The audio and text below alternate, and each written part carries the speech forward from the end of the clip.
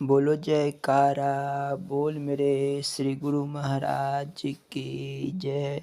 श्री नंगली निवासी भगवान की जय। श्री परमहंस दयाल जी महाराज की जय। श्री नंगल विहालन भगवान की जय। श्री परम गुरु भगवान की जय। जय सच्चिदानंद जी। श्री सच्चिदानंद प्रकाश अर्थात श्री अद्वैतानंद साहित्य प्रथम पुष्प जीवन चरित्र। इस पाठ को प्रारंभ करने के पूर्व यह दास श्री परमहंस दयाल जी महाराज के चरण कमलों में दंडवत प्रणाम करता है। बोलो जयकारा बोल मेरे श्री गुरु महाराज की जय। मंगलाचरण या कुदेन्दु तुषार हार धवला या शुभ्र वस्त्रावृता या वीणा वरदंड मंडित करा या श्वेत पद्मासना या ब्रह्माचित शंकरा प्रभृति देव सदा वंदिता सामान्य पातु सरस्वती भगवती निशेष जाड्यापहा शुक्लां ब्रह्म विचार सार परमा माधवम जगत व्यापिनीं वीणा पुस्तक धारिणीं वेदां जाड्यान्ध करापहां हस्ते स्फटिक मालिकां चादधति पद्मासने संस्थितां वन्दे तां परमेश्वरीं भगवतीं बुद्धिं प्रदां शारदां गजाननं भूभूतगणाधिसेवितं कपितजम्बूफलचारुभक्षणम् उमास्तं शोकविनाशकारं नमामि विघ्नेश्वरपादपङ्कजं वन्दे देवोमापतिं सुरगुरुं वन्दे जगत्कारणं वन्दे पन्नगभूषणं मृगधरं वन्दे पशुनापतिं वन्दे सुरशशाङ्क वहिर्नयनं वन्दे मुकुन्दप्रियं वन्दे भक्तजनाश्रयं च वरदं वन्दे शिवशङ्करं कर्पूरगौरं करुणावतारं संसारसारं भुजगेन्द्रहारं सदा वसन्तं हृदयारविन्दे भवं सहितं नमामि। ओम गुरु ब्रह्मा गुरु विष्णु गुरुदेवो महेश्वरा गुरु साक्षात् परब्रह्म तस्मै श्री गुरुवे नमः। बोलो जयकारा बोल मेरे श्री गुरु महाराज की जय।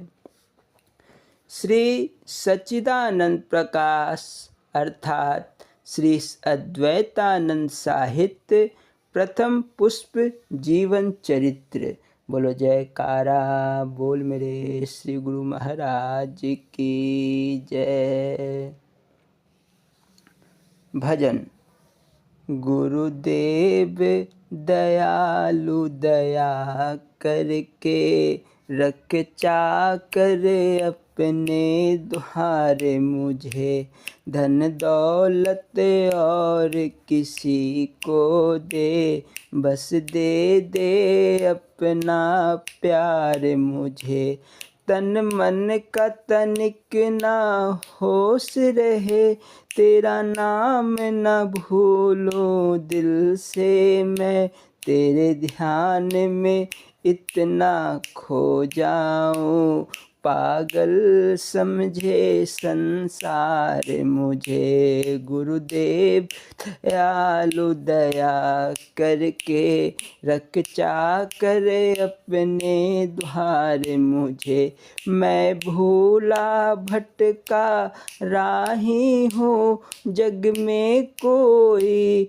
अपना न सका अब द्वार तुम्हारे आया हूँ अब द्वार तुम्हारे आया हूँ चाहे जैसे संभाल मुझे गुरुदेव दयालु दया करके रख चाकर अपने द्वार मुझे जब तक इस तन में प्राण रहे तेरे नाम रूप का ध्यान रहे लवलीन तुम ही में हो जाऊं, लवलीन तुम ही में हो जाऊं। इतना कर दे सरकार मुझे, गुरुदेव दयालु दया करके, भवसागर से कर पार मुझे।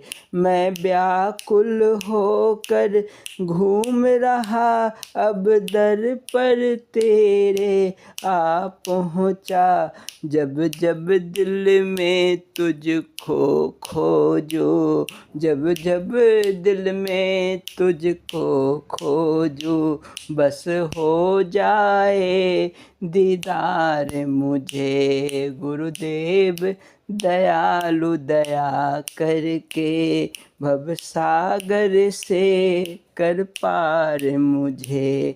गुरुदेव दयालु दया करके, रख चाकर अपने द्वार मुझे। बोलो जयकारा बोल मेरे श्री गुरु महाराज जी की जय। श्री सच्चिदानंद प्रकाश अर्थात श्री अद्वैतानंद साहित्य प्रथम पुष्प जीवन चरित्र। बोलो जयकारा बोल मेरे श्री गुरु महाराज जी की जय। 7 पीढ़ी तक महात्माओं को देखना चाहिए। एक रोज श्री बाबा प्रीतनाथ जी महाराज ने से फरमाया कि हम कल आपके स्थान पर जाएंगे। जनाब बाबा साहब ने प्रार्थना किया कि हमारे गुरु श्री पीर पश्चिमनाथ जी महाराज आपकी महानता नहीं जानते हैं, इसीलिए आपसे जिस भावना से मिलना चाहिए नहीं मिलते, इसीलिए आप वहाँ पधारना ना फरमावे। आपने उत्तर दिया कि हमारा वहाँ जाना ज़रूरी है। पीर साहब से मिलना तो जाहिर सबब है, वरना असलियत में गद्दी और समाधियों के दर्शन अनिवार्य है। फ़कीरों की गद्दी में सिर्फ मौजूदा गद्दी नशीन को देखकर ही अंदाज़ा नहीं लगाया जाना चाहिए, बल्कि उसमें 7 खानदान तक पहुंचना चाहिए कि कोई न कोई बुजुर्ग और महात्मा ज़रूर गद्दी नशीन होंगे। जिन बुजुर्गों ने शरीर त्याग दिया है उनको मुर्दा ना समझना चाहिए। उनकी पवित्र आत्मा हमेशा जिंदा है और कोहाट में जाकर उनके दर्शन को ना जाने से इनकार की बू आती है और फ़कीरी नियम के खिलाफ है। दूसरे, मौजूदा पीर साहब की निस्बत कुछ घटिया ख्याल दिल में लाने से उन बुजुर्गों को नागवार गुजरता है। अगर 1 या 2 पुश्त में कोई महात्मा या बुजुर्ग गुजरे हैं तो ऐसे ख्याल का फ़ौरन ही नतीजा मिलता है। एक घटना हमको याद है कि एक ख़ानदान में बहुत अच्छे अच्छे बुजुर्ग थे, मगर 4 पुश्त से कुछ दान पुण्य के काम में कमी हो गई थी। जिस वक्त मौजूदा पीर साहब का शरीर बरता और उनकी जगह एक अच्छे महात्मा फ़कीरी भेद से वाकिफ़ पीर साहब की गद्दी पर बैठे, उस वक्त एक फ़कीर ने, जो खुद बहुत अच्छे थे मगर फ़कीरी भेद से नावाकिफ़, यह कह दिया कि यह शख्स गद्दी पर बैठने लायक नहीं।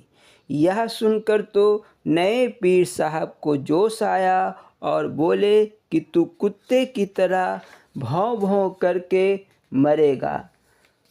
ताना देने वाले फ़कीर साहब की सर्वथा वही हालत हुई और मृत्यु रोग में गिरफ्तार होकर कुत्ते की तरह भौंक भौंक कर जान दी। बोलो जयकारा बोल मेरे श्री गुरु महाराज जी की जय। श्री श्री गुरु महाराज जी साभार अद्वैत स्वरूप विवेक दयाल प्रकाश एवं श्री स्वरूप दर्शन पाठ मन की शुद्धि।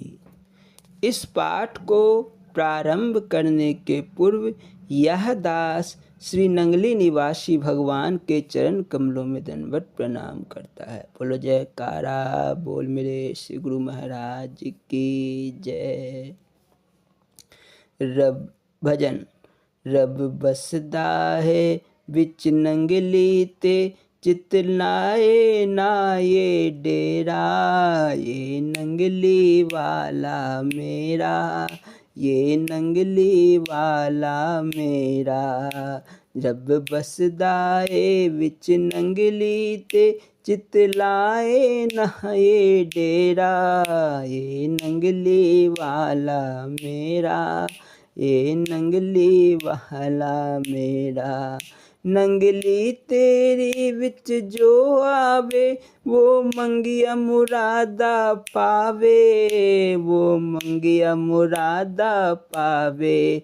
चित एक नाल तेनू देख लिया वो बन जांदा है तेरा, ये नंगली वाला मेरा, ये नंगली वाला मेरा। तू बड़ा प्यारा लगदा है तेनू वेख वेख मन करदा, तेनू वेख वेख मन करदा। देही बिनती पल पल मेरी दीदार होवे बस तेरा, ये नंगली वाला मेरा, ये नंगली वाला मेरा। चित लंबा चौड़ा पाया है गल बीच गुलाबी माला, गल बीच गुलाबी माला। रहमत कर कोल बुलाया है ते शुक्र करा मैं तेरा, ये नंगली वाला मेरा, ये नंगली वाला मेरा। नंगली के जलवे बोल रहे हैं तेरे जय जयकारे, प्रभु तेरे जय जयकारे। धरती अंबर पे झूलन आए सोना झंडा तेरा, नंगली वाला मेरा, ये नंगली वाला मेरा, ये नंगली वाला मेरा, ये नंगली वाला मेरा। रब बसदाए विच नंगली दे चित ना लाए ना ये डेरा, ये नंगली वाला मेरा, ये नंगली वाला मेरा। बोलो जयकार बोल मेरे श्री गुरु महाराज जी की जय। अध्यात्म रहस्य हस्तांतरण एवं राज्याभिषेक। महाप्रभु श्री परमहंस दयाल जी की आज्ञा अनुसार श्री गुरु महाराज जी अपने स्वास्थ्य की लेस मात्र भी चिंता किए बिना गांव-गांव शहर-शहर विशुद्ध प्रेम भक्ति का जल लिए जीवों के मन का मैल धोने में लगे थे। प्रेम भक्ति जल बिनु रघुराई, अभयंतर मल कबहु न जाए। आपका हृदय तो इस प्रेम भक्ति के अमृत का प्रवाहमान स्रोत था, इसीलिए सांसारिक एवं मानसिक कलेशों से त्रस्त लोगों को श्री गुरु महाराज जी के रूप में एक ऐसे मसीहा मिल गया जिसके पास सर्व रोग नाशक औषधि का अक्षय भंडार था। आप श्री परमहंस दयाल जी महाराज जी की आज्ञा पालन में ही तल्लीन थे कि महाप्रभु ने आपको टेरी में याद फरमाया। टेरी पधारने पर आपको कृष्ण द्वारा में ठहराया गया, जबकि महाप्रभु श्री परमहंस दयाल जी महाराज जी के परम भक्त श्री अमीर चंद जी के निवास स्थान पर ही विराजमान थे। श्री दादा गुरुदेव श्री श्री परमहंस दयाल जी महाराज जी की आज्ञा अनुसार टेरी में प्रेमियों के कल्याण हेतु सत्संग का पावन कार्य श्री गुरु महाराज ही करने लगे। श्री परमहंस दयाल जी महाराज ने भक्त रामचंद्र जी, जो 24 घंटे महाप्रभु की सेवा में रहने लगे थे, को आज्ञा दी कि जब सभी सो जाया करे तो श्री बाबा स्वरूपानंद जी को कृष्ण द्वारा से बुलाकर हमारे पास ले आया करो। इस प्रकार 2 ईश्वरीय विभूतियों का रातों में मिलने का सिलसिला शुरू हो गया। रात भर एकांत में जगत उद्धार के लिए योजनाएं तैयार होने लगी, विचार विमर्श होने लगे और श्री दादा गुरुदेव श्री परमहंस दयाल जी महाराज जी अपने द्वारा अर्जित रूहानी दौलत और फकीरी के गुर रहस्य श्री गुरु महाराज जी को अंतरित करने लगे। श्री परमहंस दयाल जी महाराज एवं श्री बाबा स्वरूपानंद जी महाराज जी की इन गुप्त मुलाकातों की खबर कुछ खास भक्तों एवं महात्माओं को भी मिल गई और वे समझ गए कि अब श्री परमहंस दयाल जी महाराज जी महाप्रयाण करना चाहते हैं। 3 मई 1919 को श्री परमहंस दयाल जी महाराज ने भक्त अमीर चंद जी को बुलवाकर भक्त खान चंद जी के नाम से एक आज्ञा पत्र लिखवाया, जिसमें श्री बाबा विशुद्धानंद जी को अपना शारीरिक उत्तराधिकारी तथा श्री स्वामी स्वरूपानंद जी महाराज को अपना आत्मिक अर्थात रूहानी उत्तराधिकारी घोषित किया। इस आज्ञा पत्र का वर्णन श्री परमहंस दयाल जी महाराज के जीवन चरित्र में किया जा चुका है।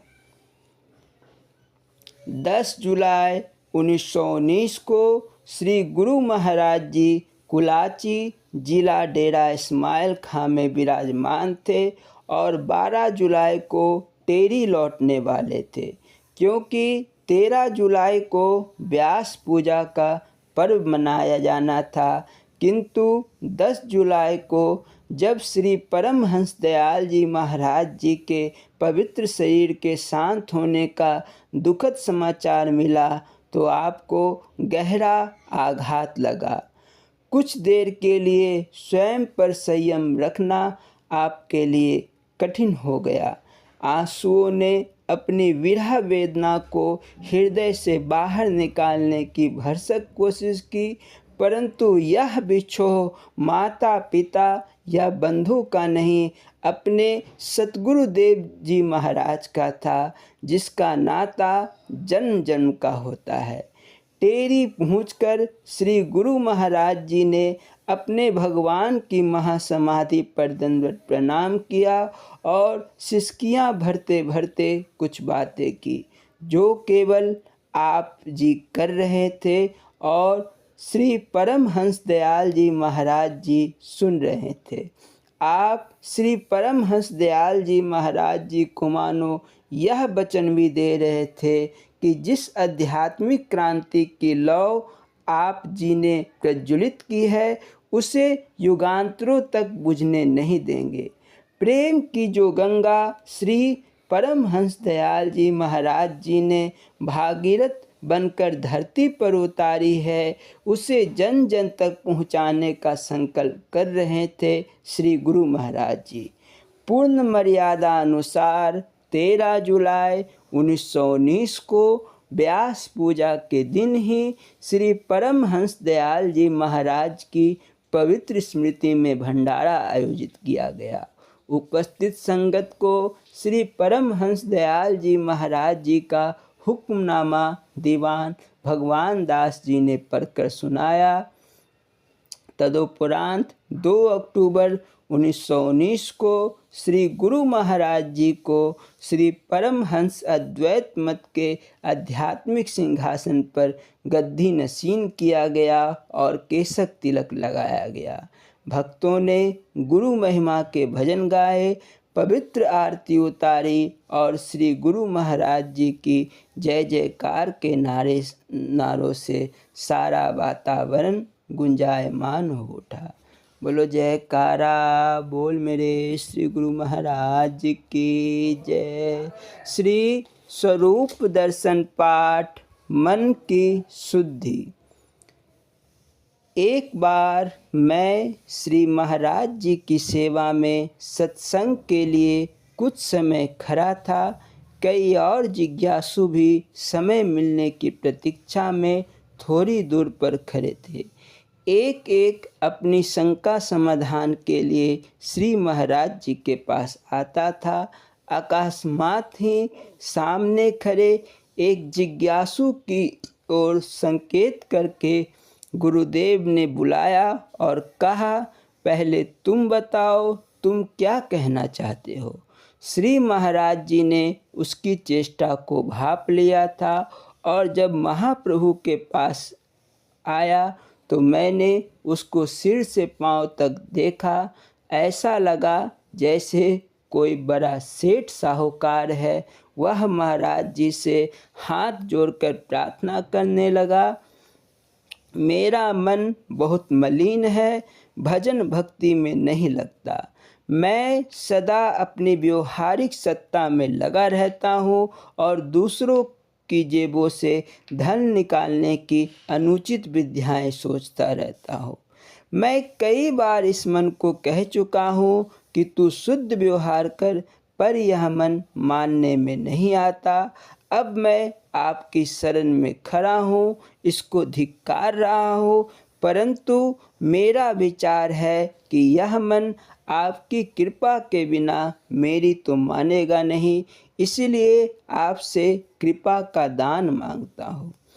सहज स्वभाव से दाता दीन दयाल जी बोले, देखो वह सामने जो आंगन है जहाँ सत्संग होता है, साधु समाज और सत्संगी माई भाई बैठते हैं, वहाँ जाकर पहले एक झाड़ू लेकर उस स्थान को साफ कराओ, फिर मेरे पास आना, मैं तुमको कुछ अपनी कृपा दे दूँगा।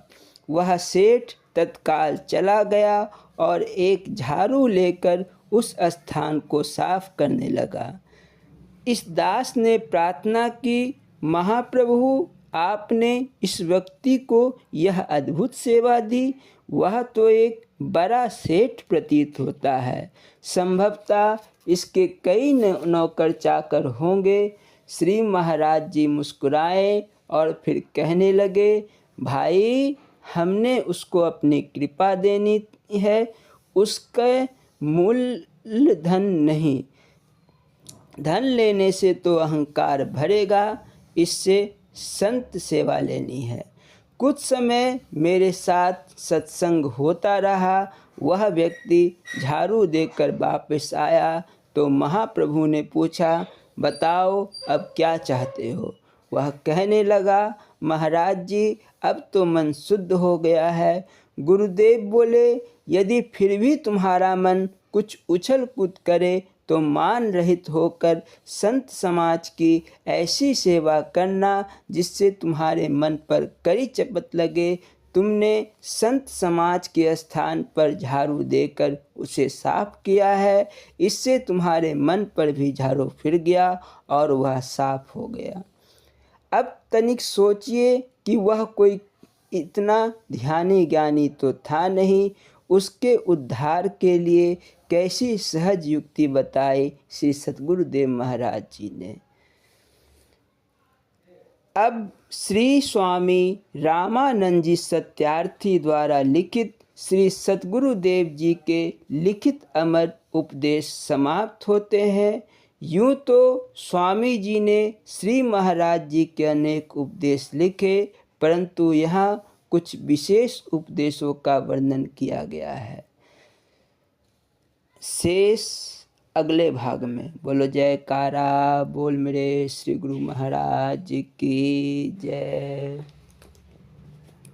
स्वामी हीरानंदपुरी जी महाराज जी की लीला संस्मरण एवं अमृत प्रवचन। बोलो जयकारा, बोल मेरे श्री गुरु महाराज की जय। इस पाठ को प्रारंभ करने के पूर्व यह दास स्वामी हीरानंदपुरी जी महाराज जी के चरण कमलों में दंडवत प्रणाम करता है। बोलो जयकारा, बोल मेरे श्री गुरु महाराज की जय। भजन। दाग दिल पर लगा है, पाप को धोना नहीं आता, दर्द दिल में तो है भारी, मगर रोना नहीं आता। सदा रोने की तू मुझको कोई तजबीज बतला दे, तेरी उल्फत में दीवाना मुझे होना नहीं आता। दाग दिल पर लगा है, पाप का धोना नहीं आता। तेरा दीवाना बनता हूँ, मगर है दूर यह मंजिल, समा को देख कर भी जान को खोना नहीं आता। दर्द दिल में तो है भारी, मगर रोना नहीं आता। मेरे पिछले गुनाहों को है तूने खाक कर डाला, मगर ऐसा मैं जाहिल हूँ, भला बोना नहीं आता। दाग दिल पर लगा है, पाप को धोना नहीं आता। दया दृष्टि करो यह भी सिखा दो, दास को आकर कि जैसे आँख बिरहन में कभी सोना नहीं आता। दर्द दिल में तो है भारी, मगर रोना नहीं आता। बोलो जयकारा, बोल मेरे श्री गुरु महाराज की जय। स्वामी हीरानंदपुरी जी महाराज जी की लीला संस्मरण। एक प्रसाद तो प्रसाद है। एक रोज एक प्रेमी गुरुमुख इस दास से मिलने आए तो बातों ही बातों में श्री गुरु भगवान की लीला कथाओं की बात चल निकली। वह प्रेमी सुनाने लगे कि एक बार किसी की भैंस का कट्टा बीमार हो गया। घर की स्वामिनी ने श्री महाराज जी की फ़ोटो के सामने हाथ जोड़कर प्रार्थना करी, हे प्रभु, यदि भैंस का कट्टा जीवित हो बच जाए और भैंस दूध देती रहे तो मैं इसके दूध से खोया बनाकर आपके श्री चरणों में प्रसाद चढ़ाऊँगी। उसकी प्रार्थना मान ली गई। कट्टा ठीक हो गया। माई ने दूध से खोया बनाया और थाली में परोसकर श्री महाराज जी के चरणों में लाकर रख दिया। उस समय कुछ भगत भी वहाँ पर बैठे थे। महात्मा ओमकारपुरी जी को बुलाकर श्रीमंत जी ने आदेश दिया कि यह प्रसाद सबको बांट देना। महात्मा जी नमस्कार करके खोए का प्रसाद लेकर अपने कमरे में चले गए। ना जाने स्वामी ओमकारपुरी जी के मन में क्या आया, वह श्री महाराज जी की आज्ञा को भूल गए। प्रसाद बांटने की बजाय सारा खोवा स्वयं ही खा गए। स्वामी ने खोवा तो खा लिया, परंतु उनके सारे शरीर पर मोटी मोटी फुंसियाँ अर्थात फोड़े निकल आए। इसके कारण स्वामी जी श्री महाराज जी के दर्शन करने भी ना जाते। एक दिन श्री महाराज जी ने पूछ ही लिया कि महात्मा ओमकारपुरी कहाँ है, क्या कहीं बाहर गए हैं या बीमार है, उनका पता करो। जब स्वामी जी को पता चला तो डरते डरते महाराज जी के सामने आकर दंडवत प्रणाम करके एक ओर खड़े हो गए। स्वामी जी को देखते हुए श्री महाप्रभु ने कहा, क्या वह खोवा तुमने अकेले ही खाया है और किसी को नहीं दिया? अब स्वामी जी क्या बोलते, शर्म के मारे सिर झुकाए खड़े रहे।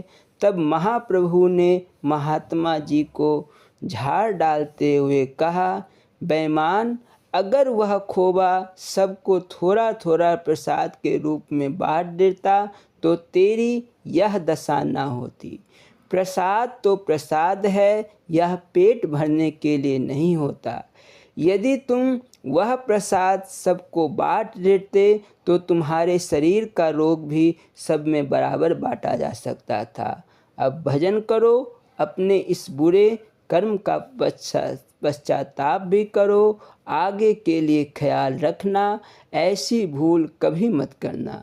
महात्मा जी पुनः दंडवत प्रणाम करके अपने कमरे में चले गए और पुनः सेवा में लग गए। यह बात उन पेटू किस्म के लोगों के लिए विशेष करके तथा दूसरे लोगों के लिए एक शिक्षा है कि प्रसाद जितना मिले उसी पर संतुष्ट रहना चाहिए। बोलो जयकारा बोल मेरे श्री गुरु महाराज जी की जय। स्वामी हीरानंदपुरी जी महाराज जी के अमृत प्रवचन समाधि का तीसरा एवं अंतिम भाग। बोलो जयकारा बोल मेरे श्री गुरु महाराज की जय। इस पाठ को प्रारंभ करने के पूर्व यह दास स्वामी हीरानंदपुरी जी महाराज जी के चरण कमलों में दंडवत प्रणाम करता है। बोलो जयकारा बोल मेरे श्री गुरु महाराज की जय। समाधि। कुछ दिनों के लिए श्री गुरु महाराज जी अमृतसर पधारे हैं। यहाँ तो कीर्तन की छटा न्यारी है। कुछ बहनें इतने मधुर स्वर में गाती है कि श्री भगवान उनसे और गाने के लिए कहते हैं। उन बहनों की मधुर वाणी में होने वाले कीर्तन से सभी भाव विभोर हो जाते हैं। श्री गुरु महाराज जी नेत्र बंद करके ध्यान अवस्था में लीन हो जाते हैं। कीर्तन समाधि अवस्था में लीन कराने की क्षमता रखता है। यहाँ की बहनों का कीर्तन इस बात का प्रमाण है। श्री गुरु महाराज जी का सत्संग प्रायः देर से शुरू होता है। बोलना जी हरि ओम हरि ओम हरि ओम। उग्र ही बिमल बिलोचन हिय के, मिटहि दोष दुख भव रजनी के। दिव्य दृष्टि प्राप्त हो जाती है, तब संसार रूपी रात्रि के सब दुख मिट जाते हैं। फिर क्या होता है? सूझहि रामचरित मनि मानिक, गुपुट प्रगट जहम जो जहि खानिक। हीरे जवाहरात के समान भगवान की अलौकिक लीला नजर आने लग जाती है। कहा है, शीश उतारे भूई धरे, सो बैठे घर माही। यदि आप अनादि घर में पहुंचना चाहते हैं तो शीश उतार कर धरती पर रख दो। यदि यहाँ शीश शब्द का लाक्षणिक प्रयोग है, शीश का अभिप्राय है अहंकार, अहम, सांसारिक चेतना विषय विकारों में लीन मन आदि। अर्थात ईश्वर को पाने के लिए संसारिकता से मुक्त होना पड़ेगा, अहंकार का त्याग करना ही पड़ेगा। समाधि का नाम सुनकर गृहस्थी लोग डर जाते हैं, कहते हैं समाधि लगाना तो तपस्वियों का काम है, परंतु ऐसा नहीं है। समाधि की स्थिति सर्वसाधारण लोग भी प्राप्त कर सकते हैं। जो भी ब्रह्म की प्राप्ति चाहता है वह सत्संग द्वारा नाम की महिमा श्रवण करके मनन करते हुए निध्यासन करे और सच्चे गुरु से परावाणी का भेद जानकर स्मरण और ध्यान की सिद्धि कर ले। समाधि की सिद्धि स्वयं ही हो जाएगी। समाधि की अवस्था को प्राप्त होते ही प्रभु तुम्हारा और तुम प्रभु के हो जाओगे, अर्थात उसी की ज्योति में लीन हो जाओगे और आवागमन के चक्र से छुटकारा पा जाओगे। ओम शांति शांति शांति ही। यह प्रवचन अमृतसर पंजाब में शुक्रवार 1/12/1955 को दिया गया था। बोलो जयकारा बोल मेरे श्री गुरु महाराज जी की जय। स्वामी परम ज्ञानानंद पुरी जी महाराज जी की लीला संस्मरण एवं अमृत प्रवचन। बोलो जयकारा बोल मेरे श्री गुरु महाराज जी की जय। भजन। कहता है दास तुम्हारा, जय सतगुरु श्री भगवान हमें दो ज्ञान वो गुरु बर प्यारा। कहता है दास तुम्हारा, जब संकट मुझ पर आता है तब दिल मेरा घबराता है, तब तुम ही बताओ तुम बिन कौन सहारा। कहता है दास तुम्हारा, हम तुमको नाथ रिझाते हैं, हर दम तेरा गुण गाते हैं। हम सबके किसते गुरुवर करहो किनारा। कहता है दास तुम्हारा, कहता है दास तुम्हारा। बोलो जयकारा बोल मेरे श्री गुरु महाराज की जय। विद्यावान गुणी अति चातुर। स्वामी परम ज्ञानानंद पुरी जी महाराज जी ने फरमाया, सेवक को चतुर और होशियार भी होना चाहिए। व्यवहार में चतुर चालाक तो धूर्त को कहा जाता है, किंतु सेवक की चतुराई यह होती है कि वह अपने स्वामी की हर इच्छा को बिना कहे ही पूरा करने में सक्षम होता है। कारण उसके मन में तो एकमात्र अपने स्वामी की रजामंदी की चाह ही रहती है। हनुमान जी के लिए लिखा है, विद्यावान गुणी अति चातुर, राम काज करिबे को आतुर। तथा जितेंद्रियम बुद्धिमताम वरिष्ठम। सेवक यदि बुद्धू होगा तो उसके स्वामी को पग पग पर परेशानी होगी। एक बार श्री गुरु महाराज जी ने मुझे आज्ञा दी कि परम तुम किसी को मेरे बिना कहे अंदर मत आने देना। मैं आज्ञा सिरोधार्य कर उनके दरवाजे पर खड़ा हो गया। कुछ ही देर में वहाँ स्वामी बेअंतानंद आ गए। वे आश्रम के प्रबंधक बड़े महात्मा थे। उन्हें महाराज जी से व्यवस्था संबंधी कुछ काम रहा होगा। मैं दरवाजे पर खड़ा था। ढीठ तो मैं अव्वल दर्जे का था, उस समय बच्चा ही था। उन्हें यह कहकर कि महाराज जी ने किसी को अंदर जाने से मना किया है, मैंने रोक दिया। छोटा जान उन्होंने तनिक गर्म होकर मुझे बगल करते हुए अंदर जाना चाहा। तभी मैंने हाथ फैलाकर रास्ता रोकते हुए कहा, ऐ महात्मा जी, आपको पता नहीं कि यहाँ कौन खड़ा है? मेरे रहते इधर से हवा भी पास नहीं कर पाएगी और आप कैसे चले जाएंगे? तब तक यहीं चुपचाप खड़े रहे जब तक मैं महाराज जी से पूछ ना आऊँ। वे मुझ पर एकदम गर्म हो गए। हम दोनों की बातें महाराज जी ने अंदर से सुन ली। उन्होंने आवाज़ देकर अंदर बुलाया और पूछा, तुम उसे क्यों रोक रहे थे? उसे आश्रम का 900 काम निपटाना रहता है। मैंने और किसी के लिए मना किया था या इसके लिए? मैंने बाअदब कहा, सरकार, आपने तो यह कहा था कि अंदर किसी को मत आने देना। किसी में ये भी तो आ जाते हैं। महाराज जी हंस पड़े और बोले, आज्ञा तो तूने ज़रूर पूरी की, किंतु समझदारी से काम नहीं लिया। उन्होंने एक कहानी कही। एक गुरुजी ने चेले को दही का मटका थमाते हुए कहा, काकेन दधि रक्षिता, अर्थात कौवे से दही की रक्षा करना। उसके बाद गुरुजी कहीं चले गए। दिन भर वह चेला घर के सामने दही का मटका रखकर उसे कौवे से बचाता रहा। बीच बीच में जैसे ही किसी कौवे को देखता, ढेला लेकर वह उसे भगाने दौड़ पड़ता था। शाम को गुरुजी वापस आए। चेले को आज्ञा पालन में जुटे देख उन्हें खुशी हुई। उन्होंने उसे दही लाने को कहा ताकि थके मांदे वे उसकी ठंडाई बनाकर पिए। चेले ने हड़िया थमाई, किंतु वह खाली थी।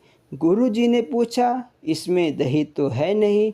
चेले ने तनिक झुंझलाकर जवाब दिया, आप जब से गए हैं मैं कौवा भगाने के पीछे 1 मिनट भी हारी छोड़कर कहीं हटा नहीं। गुरुजी बोले, मैं मानता हूँ कि तूने दिन भर हड़िया की निगरानी की है, किंतु दही कहाँ है?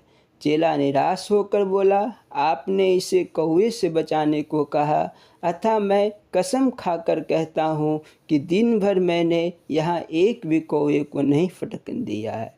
दोनों की बातें सुनकर वहाँ एक तीसरा आदमी आ पहुँचा। उसने बताया कि बेशक वह दिन भर दौड़ दौड़ कर कौवा भगाता रहा था, किंतु हंडिये में एक कुत्ता मुंह डाले खा रहा था। गुरुजी उस चेले की नासमझी पर हैरान होते हुए बोले, तूने आज्ञा तो ठीक पूरी की, किंतु मूर्खतापूर्वक। कौवे से बचाने का यह मतलब तो नहीं कि उसे कुत्ते को खाने दिया जाए, अतः सेवक को अच्छी सूझबूझ का भी होना चाहिए। बोलो जयकारा बोल मेरे श्री गुरु महाराज की जय। स्वामी परम ज्ञानानंद पुरी जी महाराज जी के अमृत प्रवचन मन के मते न चालिए, मन पक्का यमदूत, धारीवाल पंजाब में दिनांक 3/11/1976 को दिया गया था। उसका तीसरा भाग। बोलो जयकारा बोल मेरे श्री गुरु महाराज की जय। इस पाठ को प्रारंभ करने के पूर्व यह दास स्वामी परम ज्ञानानंद पुरी जी महाराज जी के चरण कमलों में दंडवत प्रणाम करता है। बोलो जयकारा बोल मेरे श्री गुरु महाराज की जय। आत्म कल्याण की जिज्ञासा को लेकर आए हुए प्रेमियों, बोलना हरिओम हरिओम हरिओम। आम तौर पर लोग दान करते हैं, तीर्थ यात्रा करते हैं और अपने रिश्तेदारों में शोर मचाते हैं, हमने यह दिया वह दिया। यदि ऐसा शोर ना मचे तो उनका दान या तीर्थ यात्रा का उद्देश्य पूरा ना हो। किसी को थोड़ा सा भी दे देते हैं तो 9 जगह हल्ला करते चलते हैं, हमने यह दिया इतना दिया, फिर देकर ही क्या हुआ? कुल देकर भी हम तो खरीद ही लिया। इस हम को ही तो जन्म लेना होता है। जन्म लेकर सुख दुख के चक्कर में तो पड़ोगे ही। इसीलिए यदि तुम दुखों से छूटना चाहते हो तो तुम्हें अपनी अहंता का त्याग करना ही पड़ेगा। ऊपरी तौर पर वस्तुओं के त्याग मात्र से कुछ नहीं होने का। तुम दुनिया का त्याग करके कुछ नहीं पा सकोगे और यह दुनिया स्वरूप से किसी से छूटती भी नहीं। फिर स्वरूप से दुनिया का संबंध नुकसान भी क्या करता है? नुकसान तो इसके प्रति तुम्हारा अहंता ममता करती कराती है। जहाँ जाओगे वहीं संसार रहेगा। संसार जब भी छूटेगा विचारों से ही छूटेगा। जिनका भी छूटा उनका इसी तरह छूटा। केवल स्वरूप से त्याग का परिणाम बुरा होता है। एक बाबा जंगल चला गया, तब करने लगा तो भूख लगी, मांग कर रोटी ले आता और खा लेता। दोनों जून मांगने जाना पड़ता था, इसलिए कुछ ज़्यादा मांग लेता ताकि दोनों शाम का भोजन चल पाए। एक बार उसने खा लिया और जो बचा उसे बांध कर टांग दिया। रोटी के लालच से चूहे आने लगे। वे कूद फांद कर उसकी रोटी कुतर कुतर कर खा जाते थे। बेचारा बड़ा परेशान हुआ। चूहों को नष्ट करने के लिए वह एक बिल्ली का बच्चा उठा लाया और उसे पालने लगा। अब बिल्ली घूमने फिरने लगी। उसके लिए दूध चाहिए था, कहाँ मिले? भूखों मर जाएगी तो पाप लगेगा, दोष लगेगा। बाबा शहर में गया और एक भक्त से गाय मांग लाया। उस गाय को चारा देना पड़ता था। कोई भक्तिन बैठी थी इस काम के लिए। बाबा उसे बुला लाया। अब बताओ गृहस्थी बनी कि नहीं? तुम कहते हो दुनिया छोड़ दोगे। कैसे छोड़ोगे? वह छूटने के बजाय बाबा की तरह ही हठात गले पड़ जाती है। बाबा बनकर जंगल जाओगे तो क्या वहाँ भूख प्यास नहीं लगेगी? दोस्त दुश्मन नहीं बनेंगे? बुखार नहीं लगेगा? सब इसी तरह होता रहेगा। इनके निवारण के लिए ही तो गृहस्थी बनी थी। इसीलिए गृहस्थी को छोड़ना नहीं है, इसे समझकर इस्तेमाल करना है। इस्तेमाल का ढंग गलत होने से ही गृहस्थी दुखदाई बन गई है। इस दुखदाई संसार को कैसे समझे? अपने मन से तो नहीं समझे जा सकती यह दुनिया। समझे हुए गुरुओं से समझना होगा। यह मन तो आप ही डबल गुरु है। वह तो ऐसा करेगा कि समझते समझते रास्ता बदल देगा। इसलिए कहा जाता है कि गुरु की शरण जाओ। और क्या समझ तो तुम अब भी गए। घंटों बैठकर यहाँ सत्संग में तुमने यही तो सुना। सब सुन चुके, पर मन जब अपनी गुरुआई करना शुरू करेगा उस वक्त कहेगा कोई हर्ज नहीं। महाराज ने भी तो संसार छोड़ने को कहा नहीं है। इसे छोड़ने से थोड़े ही कुछ बनता है। आजकल के बाबा लोग भी कुछ वैसा ही करते हैं। भंग पीते हैं, चरस पीते हैं और कहते हैं बिना पिए समाधि लगती ही नहीं। भगत भी कहता है चलो थोड़ा हम भी पी ले, तो मन ने खट से उल्टा सिखा दिया ना। इसीलिए कहा है मन के मते न चालिए, मन पक्का यमदूत, ले जाए मझधार में जाए हाथ से छूट। तुम्हारा मन ही तुम्हें संसार में फंसाकर तुमसे बुरे कर्म करा देगा और बाद में आप ही कोसना शुरू कर देगा। तुमने यह किया वह किया, तुम बड़े पापी हो। सर्वप्रथम तुम्हें किसी को अपना बना लेना होगा। तुम में स्वयं ऐसी ताकत नहीं कि तैर कर पार जा सको। तुम पुल के ऊपर से ही दरिया के पार जा सकते हो। महापुरुषों ने हजारों साल तप करके जो अनुभव किया है, तुम्हें पार ले जाने के लिए वही पुल का काम करता है। उसे अमल में लाओ। महाजनों येन गता सा पंथा, चलना हमारा धर्म है, रास्ते हजारों हैं, हजारों प्रक्रियाएं हैं। तमोगुणी के लिए तमोगुण का, रजोगुणी के लिए रजोगुण का और सतोगुणी के लिए सतोगुण का रास्ता। तुम्हें यह निर्णय लेना है कि तुम योग के द्वारा अपना जीवन बना सकते हो या गुरु भक्ति के द्वारा, राष्ट्र सेवा के द्वारा बना सकते हो या माता पिता की सेवा के द्वारा।